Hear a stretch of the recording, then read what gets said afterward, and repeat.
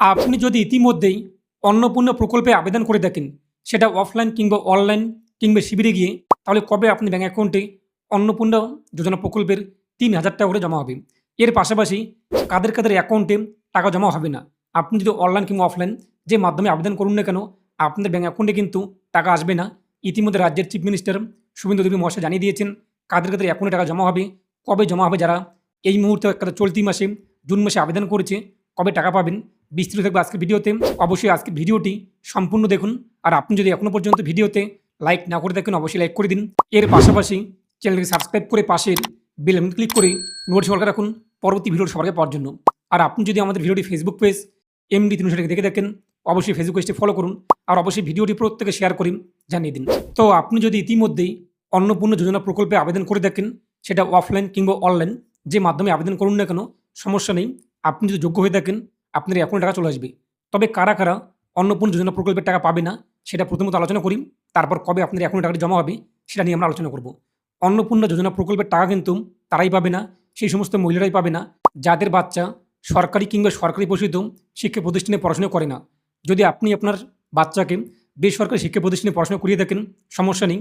যদি সেটা সরকারি স্বীকৃতিপ্রাপ্ত হয়ে থাকে, তো সেটা হতে পারে সরকারি কিংবা বেসরকারি যে কোনো শিক্ষা প্রতিষ্ঠান, কিন্তু সরকারি স্বীকৃতিপ্রাপ্ত থাকতে হবে, তবেই আপনি কিন্তু এই প্রকল্পের লাভ পাবেন। যদি আপনার বাচ্চাকে আপনি পড়াশোনা করিয়ে থাকেন এমন কোনো শিক্ষা প্রতিষ্ঠানে যেটা সরকারি স্বীকৃতিপ্রাপ্ত না, এরকম শিক্ষা প্রতিষ্ঠান, এবং আপনি যদি অন্নপূর্ণা ভাণ্ডার প্রকল্পে আবেদন করে থাকেন, টাকা কিন্তু পাবেন না। তার পাশাপাশি যদি আপনি আপনার বাচ্চাকে ভ্যাকসিন না দিয়ে থাকেন কিংবা যে টিকা দেওয়া হয়ে থাকেন সেই টিকাকরণ না করিয়ে থাকেন, তাহলেও আপনি কিন্তু অন্নপূর্ণা যোজনা প্রকল্পের যে টাকা তা কিন্তু পাবেন না।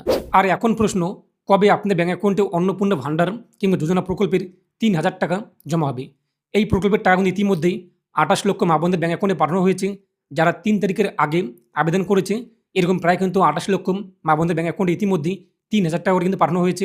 এখন প্রশ্ন, আপনি যদি এই মাসে এক কথা চলতি মাসে জুন মাসে আবেদন করে থাকেন অফলাইন কিংবা অনলাইন, এবং ইতিমধ্যে কিন্তু ১,৫,০০,০০০ উপভোক্তা এক কথা আবেদনকারী, তাদের নথিপত্র সমস্ত যাচাই হয়ে গিয়েছে এবং ভেরিফিকেশন কমপ্লিট, তাদের কিন্তু টাকা পাঠানোর জন্য পাঠিয়ে দেওয়া হয়েছে। এবং আজকে কিন্তু চিফ মিনিস্টার শুভেন্দু অধিকারী মহাশয় জানিয়ে দিয়েছেন ১,৫,০০,০০০ মহিলাদের কিন্তু আবেদন ভেরিফিকেশন কমপ্লিট, এবং তাদের যে একটা ডকুমেন্টস ইস্যু এভরিথিং সব কিছু কমপ্লিট হয়ে গিয়েছে, এবং টাকা পাঠানোর যে প্রসেস সেখানে পাঠিয়ে দেওয়া হয়েছে। এবং তাদের টাকা কিন্তু আগামী মাস, বর্তমানে জুন মাস, জুলাই মাসে তাদের টাকা কিন্তু জমা হবে। অর্থাৎ আপনি যদি জুন মাসে আবেদন করে থাকেন এবং এই ১,৫,০০,০০০ মধ্যে আপনার নাম থাকে, তাহলে আপনারা কিন্তু জুলাই মাসে টাকা পাবেন। এবং পরবর্তী স্লটে যখন আবার ভেরিফিকেশন হয়ে যাবে, এরপর আবারও আপডেট দিয়ে দেবে, তখন আমি আপনার আবারও আপডেট জানিয়ে দেবো। আর আপনাদের মনে আরও একটি প্রশ্ন, আপনি কিন্তু জুন মাসে আবেদন করেছেন, তার মানে এই না যে জুন মাসে আবেদন করে জুন মাসে আপনি টাকাটি পাবেন। জুন মাসে যেহেতু আবেদন করেছেন, জুলাই মাসে আপনি টাকাটি পাবেন যদি আপনার আবেদন অ্যাপ্রুভ হয়ে যায়, এবং জুলাই মাসে আপনার এই জুন মাসের টাকাটি কিন্তু পাঠানো হবে। তো আপনি যদি জুন মাসে আবেদন করে দেখেন, এক কথা এই চলতি মাসে আবেদন করে দেখেন এবং এই চলতি মাসে টাকার আশা করে দেখেন, সেটা কিন্তু ভুল। তো আপনার টাকা কিন্তু আগামী মাসে জমা হবে। এখন আপনি যদি এখনও পর্যন্ত আবেদন না করে দেখেন, আবেদন করে নিন। আর এ নিয়ে আপনাদের মতামত কমেন্টে পেশ করুন। আর অবশ্যই ভিডিওটি প্রত্যেকে শেয়ার করে জানিয়ে দিন।